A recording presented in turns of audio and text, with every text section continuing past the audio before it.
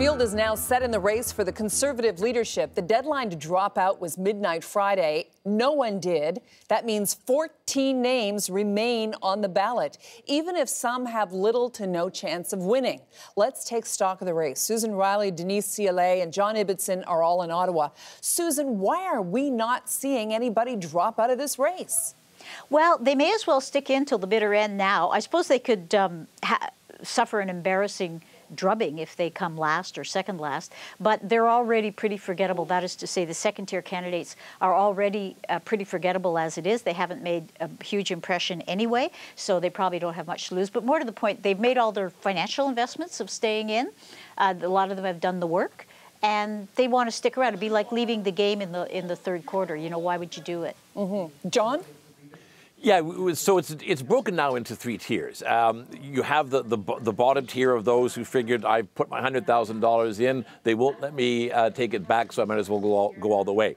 And those are names that will disappear into the mists of time in just a few weeks. You then have Whose the kind names do you think will be disappearing into the mist? I hope Brad Frost is one of them. He's the one who has problems with all that gay thing. Then you have the middle tier, people like Erin O'Toole, Andrew Scheer, Lisa Raitt, who would be more competitive if only she spoke French, who are... Kevin O'Leary doesn't speak French, and he seems to be competitive. That middle tier are the Michael Chong as well. Yep. Are the sort of centrist Stephen Harper economic conservatives, but social moderates. And then you have, I don't know, I'll call them the crazies. The Kevin O'Leary, with his wild TV-like populist persona. Kelly Leach with her, it's getting less and less about Whistle Dog, and I'm just going to say I don't like Muslims, although she continues to insist that it's not true. And then Maxime Bernier, who seems to have 1 foot in each camp. 1 foot in the sensible Stephen Harper camp, and 1 foot over there with the crazies, by wanting to put troops along the border to keep out immigrants. So it's an interesting race. Denise, I don't know that there's any losers in this, even though it's a field of 14 candidates. I think for those on the bottom half, if you will, there's very specific reasons why they're running. More name recognition. I mean, this is something that we are all talking about, this Conservative leadership race, a combination of, free media coverage and some of those individuals going into it. And I can, think specifically folks like Rick Peterson, who knew who Rick Peterson was before this. Probably a lot of people still don't know. Brad Trost is cementing his position with social conservatives. And so the thing is, I don't know that there's any losers here, but it's interesting to see what they then do with what happens after May 27th. Is it to, get themselves back into Parliament, like in the case of Chris Alexander and others, or to solidify their base, whatever that is in the case of others as well? All right. I want to get to one final topic in today. Last week, we touched on how Liberals are looking to overhaul the way the House of Commons works, changing question periods so there is 1 day each week only for questions to the Prime Minister, and eliminating the Friday sittings altogether. There were other changes as well. And to say the NDP and Conservatives object would be an understatement. Opposition MPs filibustered the plan, talking virtually nonstop for 4 days. Many say they will continue when Parliament returns tomorrow. Denise, what's behind this? I am watching this with such fascination. When you have the NDP and the Conservative working together, that is a sure sign that Canadian democracy is very, very strong. Now, to be a little bit more serious in terms of what is on the table here, I think it's worrisome because, and we certainly saw last week conversations about, had this been, Stephen Harper and the Conservatives, it would have been completely, folks would have been up in arms and outrageous. But it is a motion, it's a discussion, a conversation. There is a suspicion because given the last conversation or discussion that the Liberals wanted to have around electoral reform, we know where that went. So I think in terms of, from the perspective of the NDP and Conservatives, this is a good battle to fight. Is it a good battle to fight? No, I disagree. Oh, sorry, John, go ahead. No, you go ahead, Susan. Well, I disagree. I think a filibuster is essentially a very long speech that nobody pays one bit of attention to. I think it's a complete waste of time. It's outdated, it's an anachronism, and I don't think it looks good on either of the opposition parties. If they're serious about trying to, contribute to a healthy democracy, trying to keep a majority government, hold them to account, there are better ways of doing that. Some of them involve research, discussing. John, get facts, get details, find out ways in which this government is being hypocritical or whatever your criticism is. But don't waste our time repeating the same arguments for weeks at a time. I think they look stupid, and it's a big waste of time. John? Majority governments in Canada are among the most powerful in the world. They have few of the checks and balances that even other Westminster democracies have, such as the one in Great Britain. So a majority government can do just about anything it wants in Canada. And one of the very few ways that opposition parties have of slowing things down is the filibuster. More to the point, politically, the Liberals won this election because the Conservatives were autocratic and anti-democratic and basically were becoming positively totalitarian, and we are nothing but sunny ways. Then they proceed to ditch their promise on reforming how MPs are elected, and now they're trying to ram through a bunch of changes to House procedures.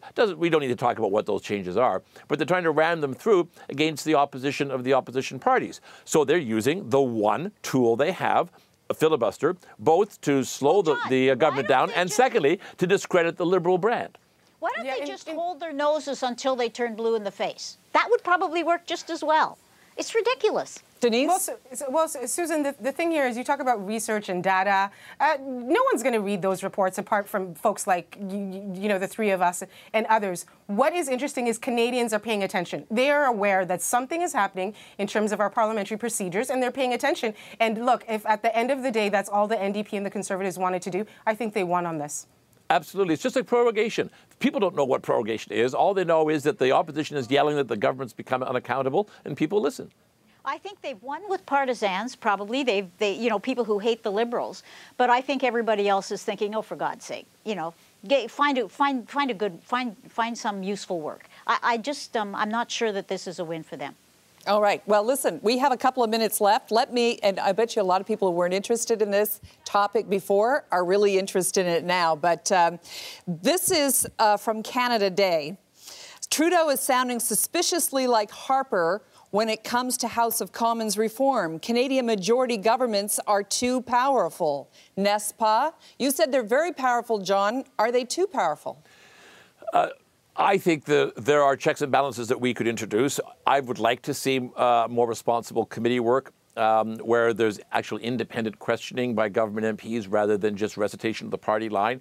And the commenter is absolutely right. I don't detect, seriously, a lot of difference between Justin Trudeau and Stephen Harper when it comes to manipulating the House to your own ends. We'd all like to see backbench MPs have more autonomy and independence, such as they do in Australia and Great Britain. But look, let's not go overboard on it. It's happening. The whole Liberal backbench faced down Trudeau over that, insurance, the DNA testing.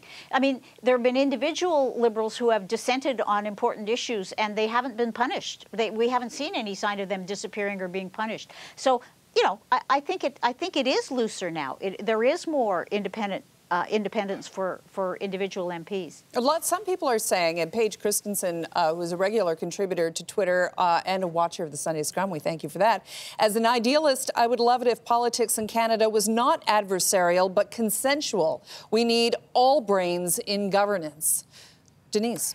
Yeah, well, absolutely, and I would agree with that in terms of the adversarial nature of it is really tough. But I think that's when you get the best ideas that come out, where again these MPs and certainly the political parties are coming from very specific ideological standpoints and backgrounds, representing a diversity of views, rural, urban, industrial, you name it. So it's guaranteed that there will be an adversarial component. But when we talk about the rules of the House and how Parliament functions, that is a conversation that must absolutely include consensus from all political parties. So it's not just benefiting the government of the day, because we know that could change in 2019. And so do we then change the rules again in 2019 and then do it again when the next majority government comes in? There ought to be a consistency and an expectation from Canadians that Parliament will function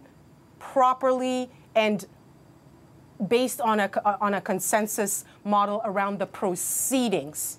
I just wish they'd bring the same unity and passion to, say, critiquing the government's position on climate change or on whatever, deficit, something that matters. To me, this is office politics writ large.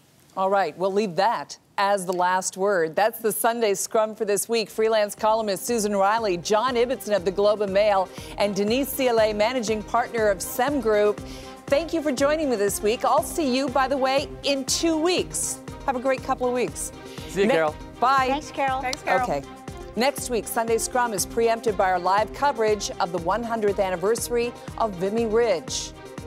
Our chief correspondent, Peter Mansbridge, will host a live special on April 9th. That starts at 9 a.m. Eastern right here on CBC News Network, CBC Television, and live streaming at CBCNews.ca. If you'd like to join today's conversation, tweet me at Carol McNeil. You can also send us a short video with your thoughts. Remember to use the hashtag Sunday Scrum. We'll be sharing your thoughts as we have been throughout the program. And remember, you can catch up to the Sunday Scrum online. Simply head to CBCNews.ca and find the politics page.